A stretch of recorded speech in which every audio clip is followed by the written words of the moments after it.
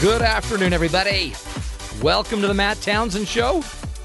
I'm your host, Matt Townsend, your life coach, your relationship coach, your guide on the side. We do what we can on this show every single day of the week to give you and your family the tools you need to make it through this crazy thing we call life, the journey.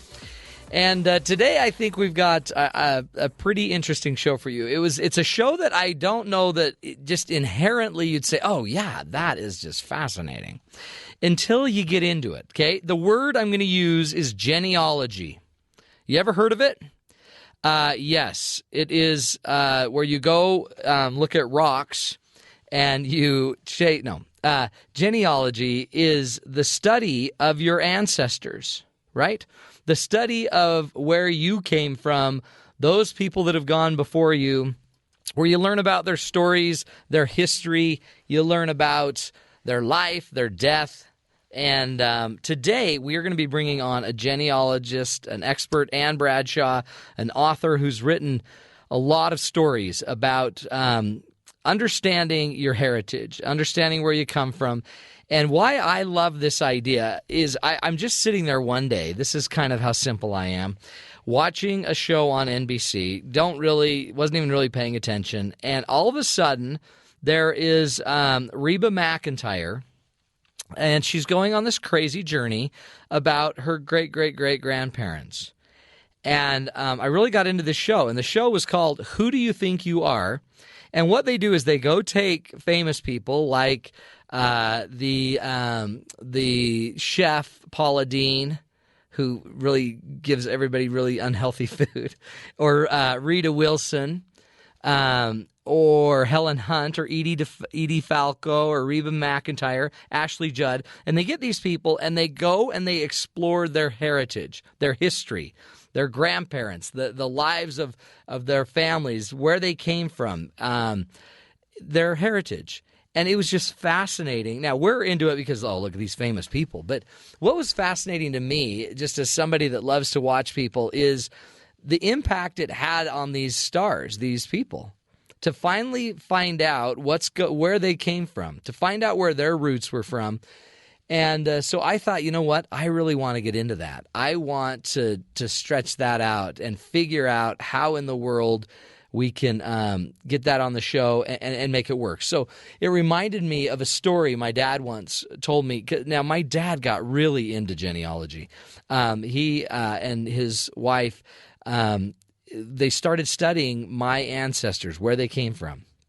And he just got into it, found out that a lot of them had come from back in the Boston, Massachusetts kind of area. Found out that back in Massachusetts, there's a cemetery for Townsends. It's the Townsend Cemetery. And it's such a strange thing. And so he and his wife went on a little trip back to Massachusetts, found this little cemetery, entered the cemetery, and they kind of start looking around. And as they're looking around, they kneel down in front of some tombstones, did some rubbings, and you rub on the tombstone with some chalk and some paper, and it's how you can kind of see what the names are on the tombstone. And as they were reading the tombstone, saw the name Martin Lynn Townsend, which is his exact name. And then went around to other tombstones, Martin Lynn Townsend, Martin Townsend, Martin W. Townsend, all of these Martin Townsends, and the man about freaked out. He had found, I guess, himself, he had found his own heritage, where his name had come from, and how weird it was so many years later, even centuries later, he all of a sudden had a little bit of a connection to this history. It was a powerful moment for him, powerful moment for us as a family, started talking about it, giving us the insight. And so on today's show, we are going to get into that. We are going to take on our family heritage. We're going to help you honor your heritage. We're going to learn some keys, some tricks, and more importantly, we just want to tell you some stories. Because to me, I think the neatest thing about genealogy isn't the fact that we're doing it. I think it's the fact that what it does to us. There's something powerful when you sit in a circle with your family. And I remember growing up, we'd go to my grandparents' house. They'd be watching Lawrence Welk. It was every Sunday. The the champagne hour, or whatever they called it, where the bubbles would come up on Lawrence Welk. But we'd all sit in a circle, and we would hear Grandma and Grandpa tell stories about their parents, about their grandparents. And I just remember being a young little punk, hearing these stories, thinking, wow, they are some cool people. That is some good stuff. And I think it unified us as a family. That, I think, is the greatest benefit of genealogy or family history, putting together a family tree, are having these stories. And I think what a powerful thing to do with your kids, to start sharing who you are and giving each of you a sense of really what's most important from your heritage. Now, we all have different ways of remembering, right? And celebrating our ancestors. Here's Corinne Collins, one of our producers, talking about how she was taught to respect family members that have passed on. In the Collins home, respecting our family members that have passed away is in some ways key to keeping peace in the land. I was named after my great-grandmother, and even though she died when my father was young, growing up I always had to refer to her as Grandma Esther, just as I had to call her husband Grandpa Dado, and all of the other members of the family by their appropriate titles. I remember my dad clicking at me about it as a child, and even now as an adult, with the words, "Don't you mean Grandma?" or "Talk about them properly." And it always seemed strange to me that my friends were able to call their aunts and uncles by their first names, and I wasn't allowed to. The reason this was the case didn't really solidify for me until Big Tone brought home a statue of a woman that apparently looked just like my great-grandmother Esther, and it was displayed on the mantelpiece of our home. In Jamaica, where my dad grew up, family was of the utmost importance, and just because your family weren't alive didn't mean that you couldn't respect and honour them.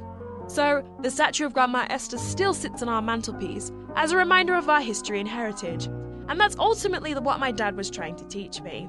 We had many conversations about our family history, and I'm in essence the collector of family stories, which I have gathered from grandparents, aunts and uncles over the years.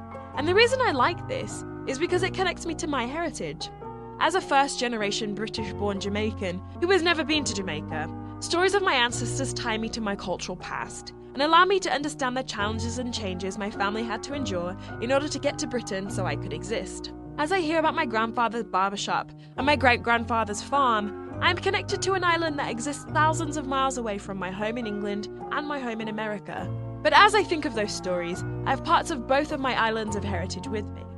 So, while I may not have entirely understood why Big Tone was so zealous about me respecting the ancestors, I am now left with a rich cultural heritage that allows me to feel rooted no matter where I go. Good stuff. Corinne Collins. And thanks to Big Tone, who taught her that great lesson. Now, Big Tone is our one of our great listeners from across the pond in England. And seriously, it's just powerful what a simple lesson that a father handing down the respect of the ancestors can be on not just one person, but I think a lot of us. So appreciate that, Big Tone. You have a great daughter, and we appreciate you letting us borrow her here at BYU Radio. Now, here's what we want to do. We're going to take a break. When we come back from the break, we are going to bring on our guest, Anne Bradshaw. Now, Anne has authored 6 books, and 2 of her books are deeply rooted in genealogy, true miracles of genealogy. She's just got some great insights, some great stories. We really want to just simply get to the why. Why is it so powerful that we connect to our family, to our ancestors? To me, in a world where gangs kind of abound, where our cultures collide, maybe where we do have some unity, might simply be in the fact that we have a history and a heritage that is important to understand and that can tell us a lot about who we are now and where we're going in the future.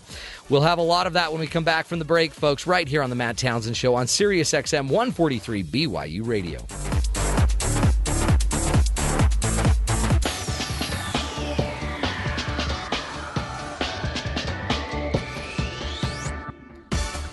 Welcome back, everybody, to the Matt Townsend Show. I'm your host, Matt Townsend. Welcome back. Today we're talking about honoring your heritage, connecting to those that have gone before, really getting in a feel and a kind of a respect, a reverence maybe even, for your ancestors. And it's an interesting topic because when somebody brings up genealogy, that word in and of itself doesn't seem to just like make you go, yeah.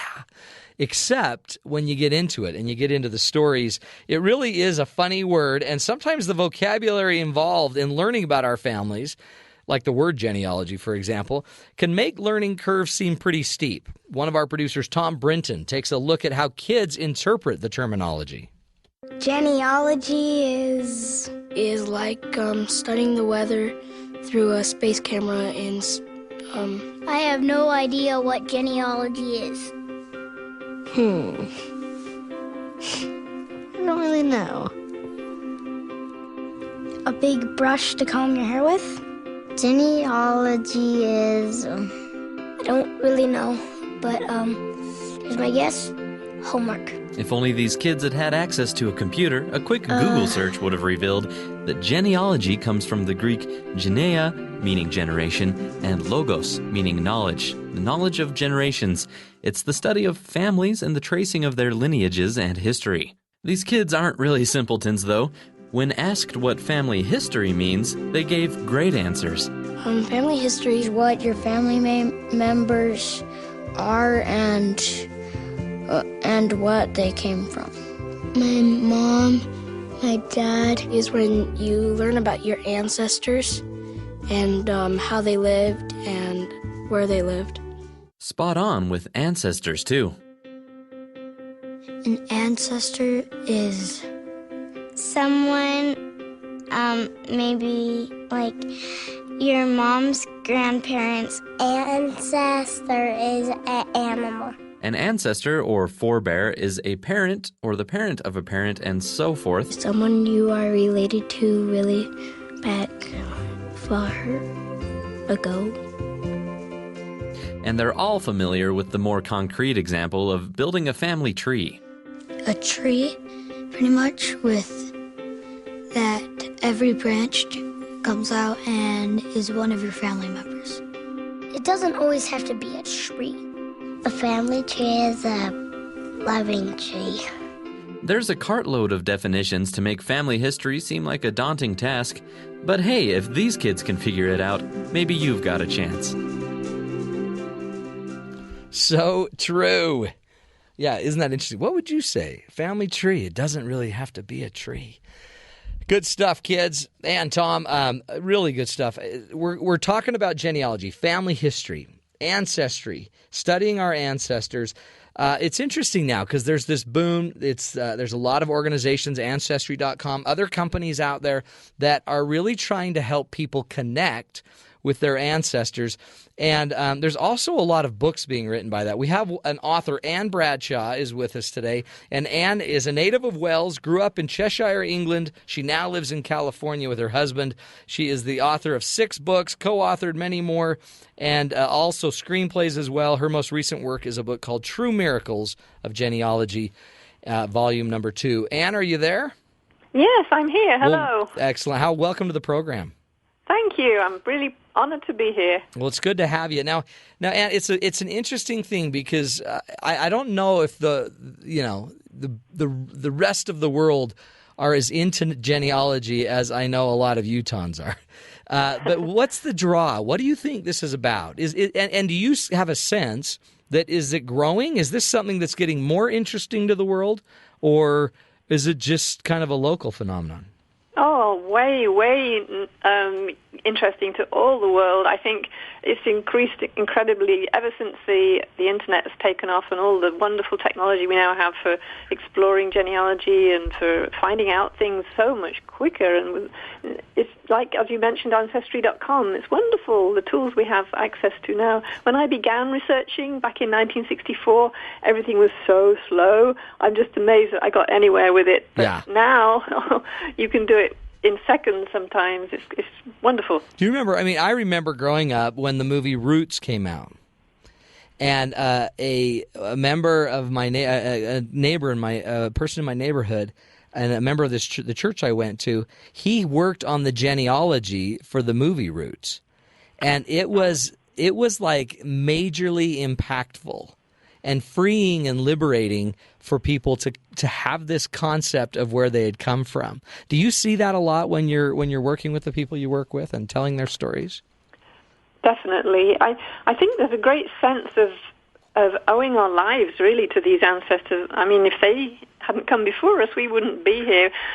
So they deserve our honor, I think, and people are sensing that. And plus, I think they also sense a great love that these ancestors have for us. And when there's so many people in the world that are lonely today because they either don't know who their families were, or they've got split families, or some problem with their family. When they start researching their roots and they find out that they actually do belong to a much larger family, and especially when they have some of these wonderful experiences that come when they actually know that ancestors must surely be helping them in some way to find the information, because some of the things that happened in the books that I've written are just too incredible to have happened any other way. Oh, neat. Now, how did you get into it, Anne? Because it's as a writer, I guess you could write about a lot of things. What drew you to genealogy? I've always been interested in genealogy. I actually joined the Church of Jesus Christ of Latter-day Saints, the Mormons, back in the 60s, and I'd never heard of genealogy before then. I'd always had a kind of a leaning towards family things.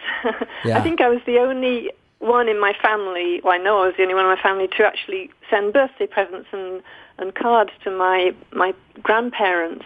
It just wasn't something that people seemed to do back then in my family. But I had this feeling I needed to do that. So once I discovered what genealogy was and how amazing it was, I just was astounded. Oh, I loved it. I gobbled it up straight away and started researching. And I think that as far as the books go, way back, I used to read a newspaper that came out, issued by the Mormon Church, and it came out in England with a piece on the back page called The Church News, and often in there would be stories about family history, research, miracles, and those were my first thing that I read when I Really? received the paper. I love them, and I used to think, why doesn't someone put these together as a book? You know, these are fantastic reading. And I didn't do anything about it, of course. I got married, had children, and you know how that goes. Yeah, you get carried away. Yeah, kind of busy.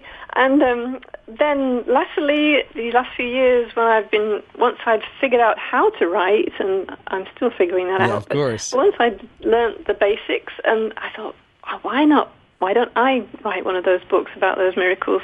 Because I think that people just need to hear them, you know? Well, they're so inspiring, and we don't have to reinvent the wheel in life. You know, what I think is so neat about family history is it's yours, and it adds to your story. So by understanding about my grandparents or my parents or my great-great-grandparents, it becomes an identity for me. And in a neat way, you can choose, the healthy and the even not so healthy, and use these stories to help direct you today, to heal you today, to give you a sense of who you are. Definitely. I think that's what it's all about, a sense of belonging, plus a great sense of curiosity. I think as humans, we're curious about people and about our families and our lives, and this is a great way to satisfy curiosity. Oh, I bet it is. And it's not even as hard as people would think. They can go to sites like Ancestry. There's one that the LDS Church puts out called FamilySearch.org, and people can go there as well. And it's sometimes as simple as just putting in a name. Yep. And they'll just all of a sudden start handing you down a bunch of information, and you can just put together a little profile, I guess you call it, and you just start slowly piecing together your history. It's powerful. It is, and it's thrilling. It's exciting. Now, is your family into all of this, and do your kids get into it? Or is this, in a weird way, I've always wondered, is this just something that older people do? They get older, they get the time to do it, and not that you're older, Anne, but it just seems like it's like as a young family, when I was raising my kids and we were young, I'm like, the idea of me trying to figure that out is so hard. But then I'd noticed that my grandparents would do it, and my mother got really into it, and then they start handing these stories down. You know, it's not as difficult as you think. It really isn't. You just have to plow in and get into it. I was in my 20s when I began, and that was in the difficult, as I mentioned before, in the times when it was difficult. So now it's really much more straightforward. But I tell you, these books are inspiring young people in their teens. I know a young man in our old ward where before we moved here, and I gave him a copy of both Volume 1 and Volume 2, and he kept coming to me Sunday after Sunday and exclaiming as to how exciting these stories were and how he himself has now started doing genealogy and getting into his family history and loving it. What are some of the stories you're finding? I mean, because there's miracles and they're inspiring, but what are some of the ones? And we'll carry this through the next break as well. But what are some of the stories that have really moved you? I find it very difficult to pick out any from all the ones in the books and all the ones that people have sent me on my website, because they're so different. Each one has a different twist to it, things that you couldn't possibly imagine happening. I mean, I'm not talking about spooky stuff here. It's very rare that people see spirits, although sometimes they do, but mostly it's people who get their information come to them in such strange and unusual ways. Kind of like a prompting or an inspiration or something? Sometimes, yes. Yeah. I can actually read you a story or two if you like. Yeah, tell me. We got about 2 minutes. Is that time for a quick story? Yeah, just start one. Okay. I've got one here from a researcher in England whose name is Elizabeth Roberts. She's actually a teacher.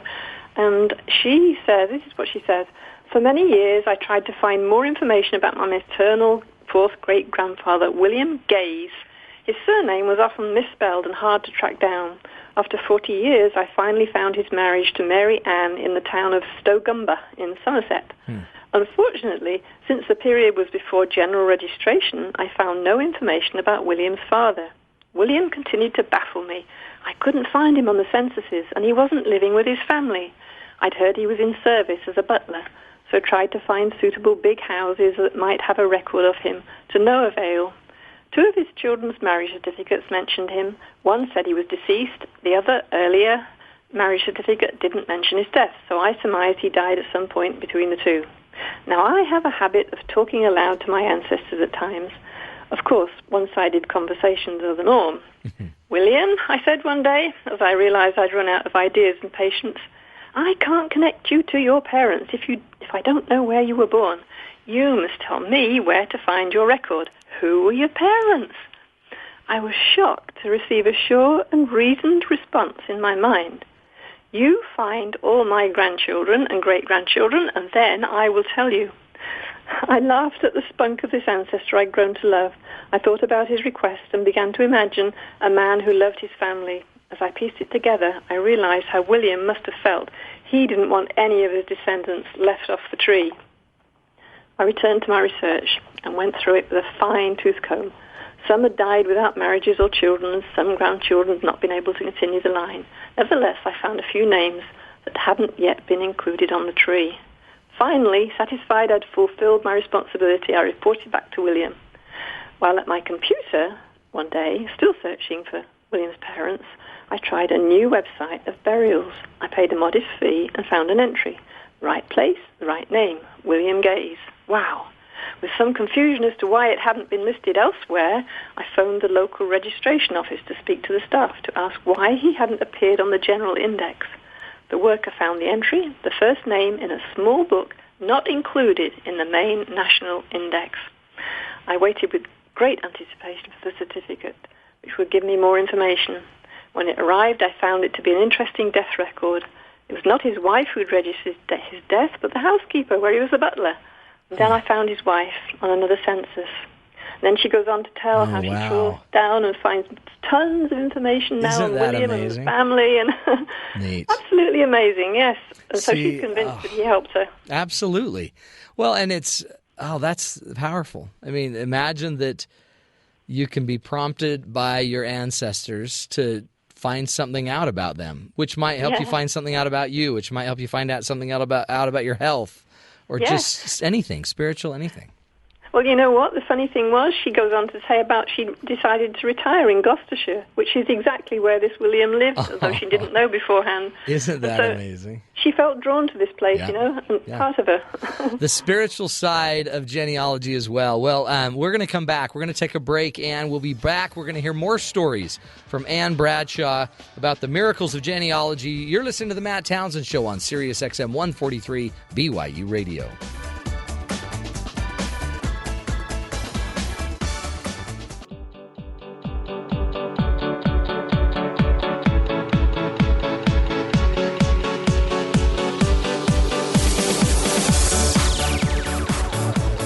Welcome back, everybody, to the Matt Townsend Show.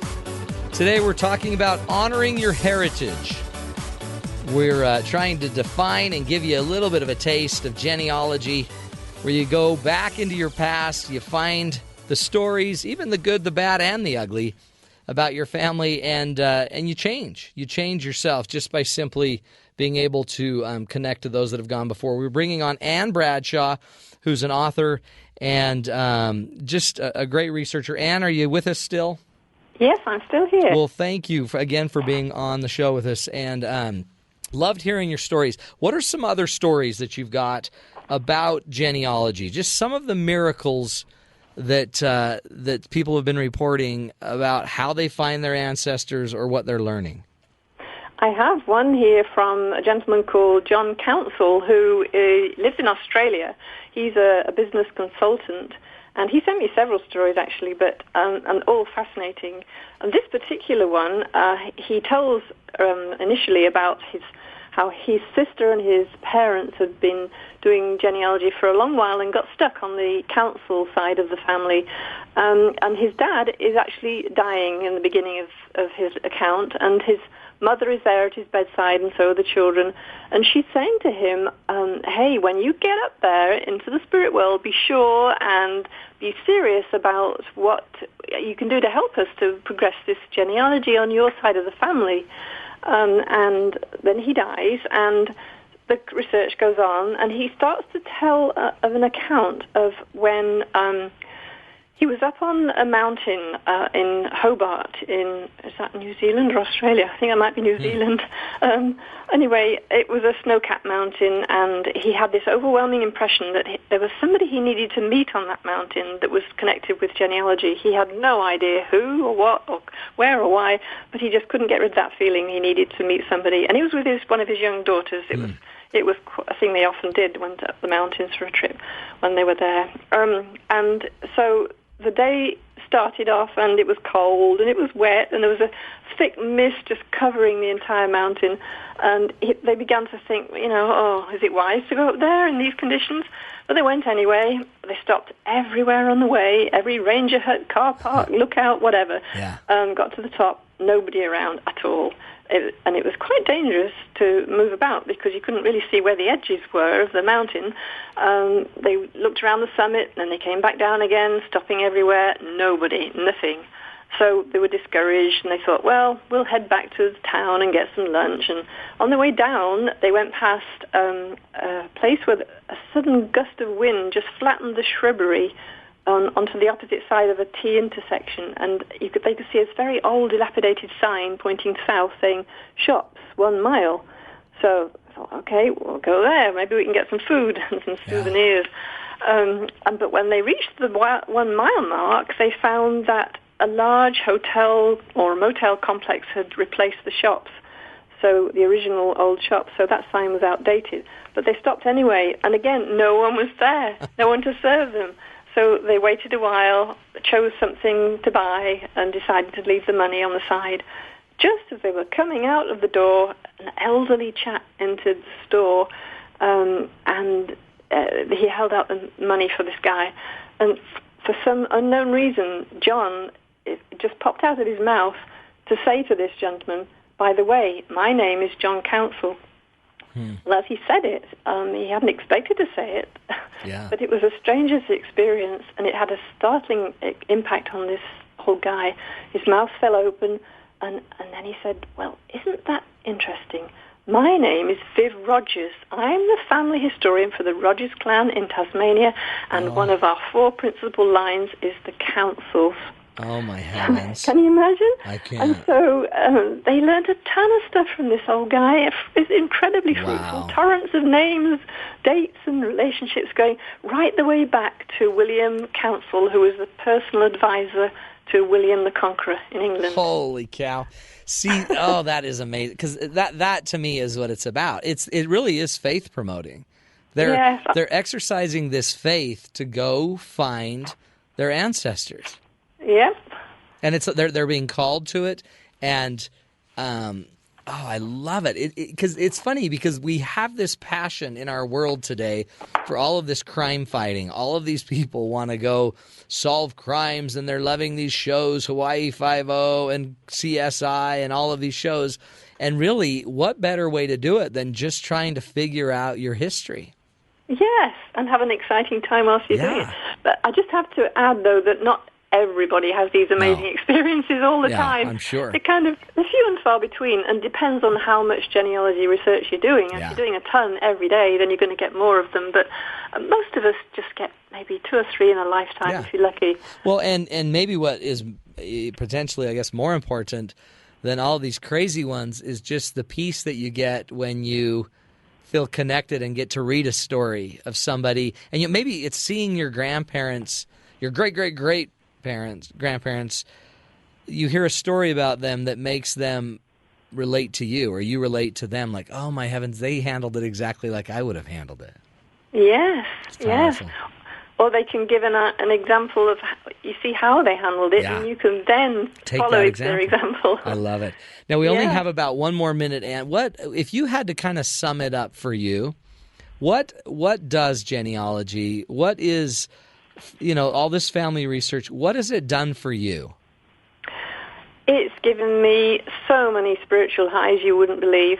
It just deepens my faith. I think that's one thing. Faith in life after death, faith in families, faith in the love that exists in the whole of eternity for us all, everybody. Yeah. It's powerful.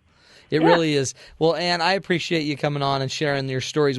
If people want to get a hold of you, if they want to share their stories of their genealogy work with you, where do they get a hold of you? I have a website called TrueMiraclesWithGenealogy.com.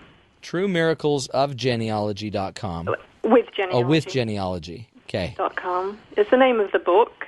And you want to hear their stories. You want them to write in their stories. Yes. If anybody wants to send me stories, I'm posting them on that website. I've been out of action for a couple of months with moving house, but I'll be getting back on there again very soon. And there's lots of super stuff for people to read already on there. Okay. Excellent. Anne Bradshaw, appreciate you. Go to TrueMiraclesWithGenealogy.com. Share with Anne your stories. And again, Anne, thank you so much for being with us. Thank you so much. I've really enjoyed it. You bet. Keep writing and keep researching. That's the spirit of it, my friends. The spirit of investigation, I guess. Put on your little sleuth cap and get out there and start solving your history. You're listening to The Matt Townsend Show right here on Sirius XM 143 BYU Radio.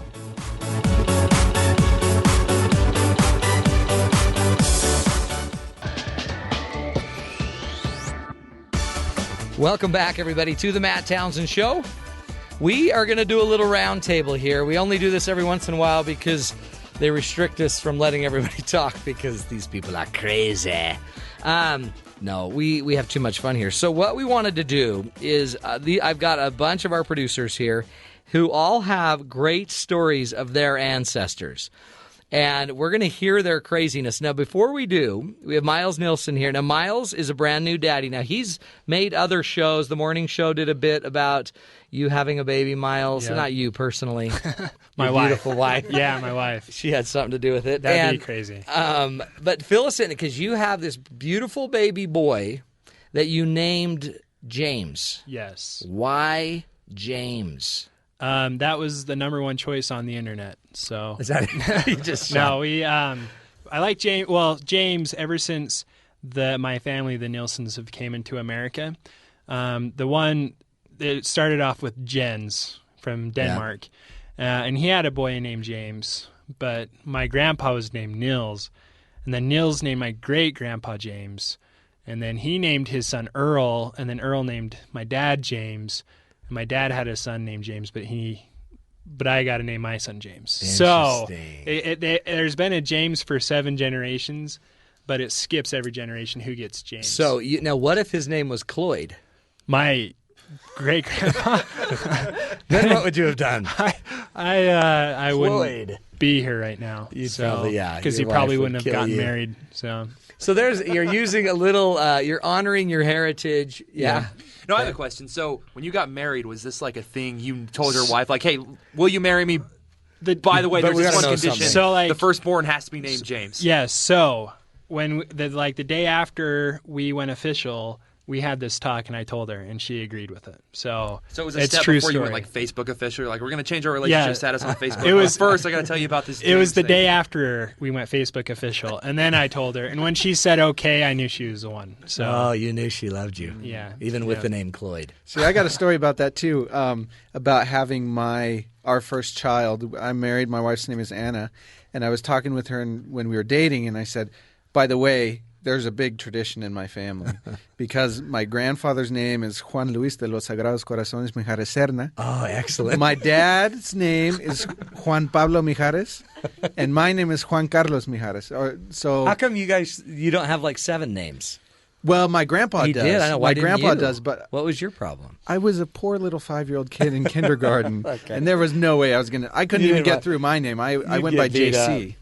But anyway, I told him because all the first names there, if you notice, were Juan, right? Yeah. So logically, what gotta should name my like Juan. first? Yeah, exactly. Right. Yeah. And so that's the condition. And she's Did she go with Juan or John? Did she want to Anglicanize it or whatever? No, well, I don't know. We haven't talked about that. I want it full Mexican. It's you know? gotta be I like Juan. the Juan. It's got to That's be because beautiful. John just doesn't. Plus, it flows better, I think. Oh yeah. And then I can make it a Did you just give him 10-sentence 3 long names? First name, middle name, last name. That's what we're gonna do probably. Okay, throw in a couple more.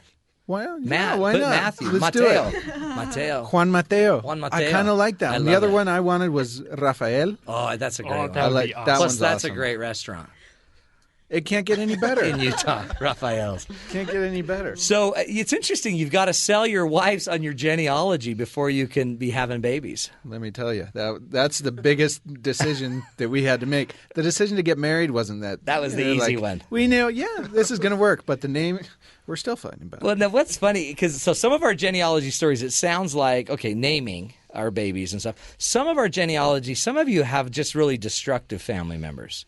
Like Coco, Corinne Collins with Coco. She's our almost BBC broadcaster. But Coco's got a story about near death. Yeah, so my grandpa, he fancied himself as a handyman, and he wasn't really, I don't think he was really that good at it, but, I was young, so who knows. So he made himself, he made it into the paper one day because he was stripping some paint with a paraffin wax paint stripper. I don't know if you have those here. I don't think we have them in They're England probably anymore. too destructive. I think after this experience, they probably were discontinued. So it's like this paraffin tank, and there's some sort of flame involved. Anyway, so he's holding it in his hand, stripping this paint, and it explodes.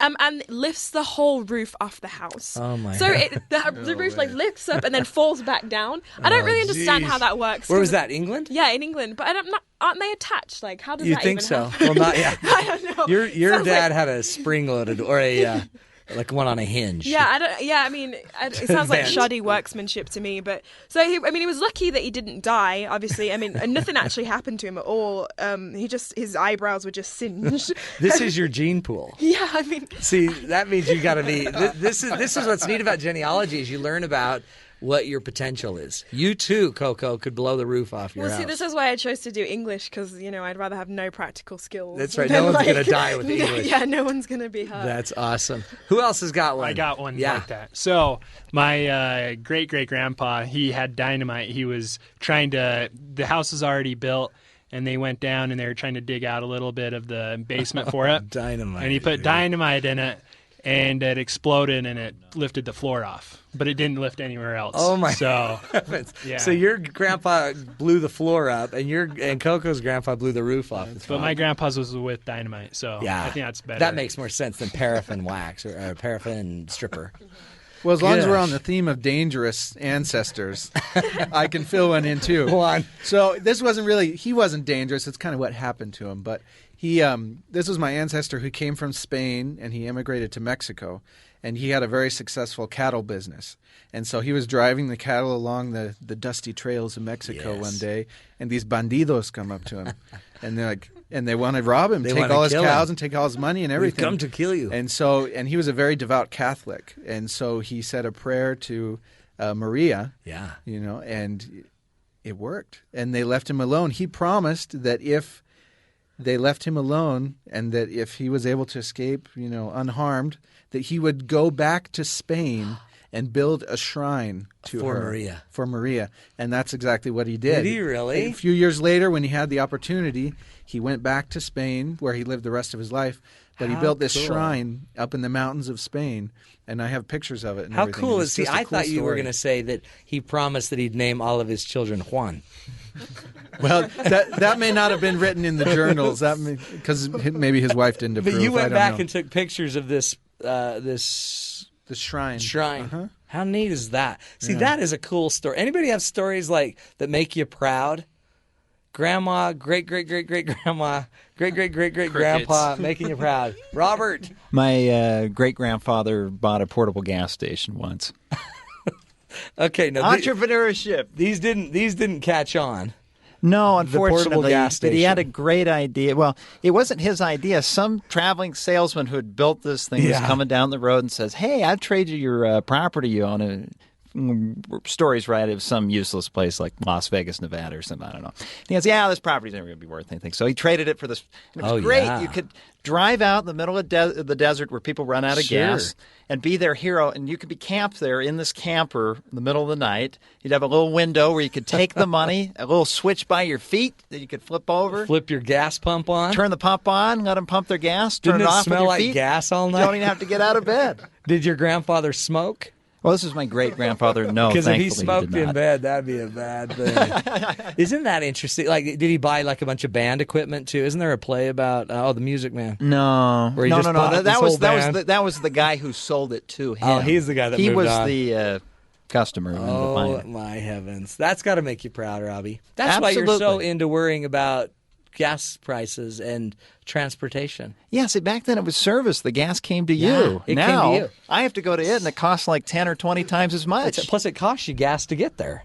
Absolutely. So Excellent. Oh man, you had some crazy family. What else? Who else has got one? Benjamin, you got one? Mine is just more on. You have to be careful, I guess, when learning about your heritage to make sure to get proper sources. Yeah, you want your sourcing right. Yeah. I'm originally from the South. I grew up in the South. A big part of being a Southerner and learning your Southern heritage is learning about the Civil War, etc. So I had my phase, of course, when I was a kid where I was really interested in learning about the Civil War, stuff like that. So one day we're driving. I lived in the middle of nowhere. We're driving through this field, and there's this kind of like bunker, like natural bunkers, little hills built. I'm with my dad, and he starts telling me this really intricate story about this great big Civil War battle that happened in this field by our house. And he went into all the details, troop movements, what caliber shells they had in the arts. I mean, incredible detail. And I'm like 10 years old and just absolutely engrossed in this story. So for the next like 6 or 7 years, every time we drive by this field, I've got friends in the car with me, and I tell them this story. There was a Civil War battle that happened right My here, dad right by our almost house. It go into all the detail about what happened, everything. And so one day, years and years later, this is probably 10 when this happened. I mean, when I'm 16 or 17, we're driving through, the whole family. My dad's in the car, and my mom has been in the car when I've told people this story. So she starts mentioning something about it, and my dad says, what are you talking about? And I said, no, you remember when, way back when you told me the story about this and General What's-His-Face and, how important this battle was. And he goes, I was just messing with you.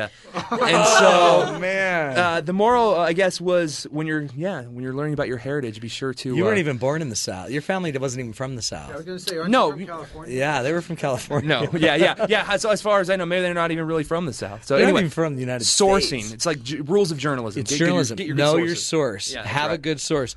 Isn't that And your dad sad? isn't one. Your dad messed you over. That explains a lot. Well, no, by the way, I never went back and told all those, fives of people that I told that story. Yeah. Never told them never told them that it wasn't true. And for all you parents out there, don't mess your children up that way. They're going to get beat up. Anybody else got a story? Skylar, you got one? You want to go there? You're afraid. We understand. I can't think of any. You can't? Come on, family. I was told that I was related to somebody who signed the Declaration of Independence. It's kind of like Ben's. Yeah, his name's Carter Braxton. And just like Ben, I went my whole life, in school. I raised my hand in elementary school saying I was related to this guy right here. I'm related to that guy. And then I took a family history class at school here. And so they were like, does anybody have any cool ancestors? And so I looked it up and I searched probably like 30 minutes, which is long for me to sit there. And, for sure. And he wasn't related to me. Oh, broke my heart. Did he have a portable gas station that could drive to? Well, this was back in whenever they 1776. Yeah. So. Wow. I'm sorry.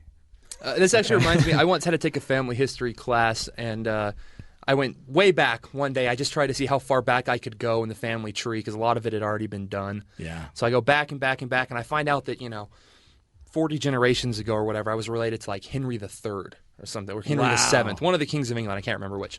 So I get really excited, thinking, "Cool, this is cool." Coco I'm like shaking royalty. her head. I know. He's from England. I know. So well, that's the point. So I got really excited about it, and then a week later, I found out that half the class had found out they were related to Henry They're all VII. related. So to it all, him. when you're back, you're like, "Oh, I'm related to such and such." Really, we're all related. I guess if you go back far enough. So see, now you just want to be related to someone cool like LeBron James. Hey, back to James. Yeah. I don't want to be related to LeBron at all. Why? He's a great player. Whatever team he's playing for, I go for the opposite You go against team. it. But he's a James. Well, what about when he's playing on Team USA? Well, go Canada. Are you not patriotic? Yeah, are you rooting for the Dominican Republic? English in it. You guys, come on. He's related to King Henry VII. Yeah. You guys, you did great. I must say, I'm impressed. You have some pretty good genes. I do really think, though, Juan, you need a longer name. You need about 7. I'm going to do it. I will talk after the show because I'm Miguel, Rafael. Mateo, there's a whole list. Rafael. Oh, you're using Rafael. We'll figure it out. Well, thanks for joining us, boys and girls. Coco, thanks. Thanks, Big Tone, over the pond in England. Our listener from the great... we just love Coco. And we want to thank all of you for listening. Again, we are here to help you improve your crazy battle in this crazy thing we call life. And we're always here Monday through Friday. You can get a hold of us if you want to give us some information. Ask us to cover a topic. We'd love to do it.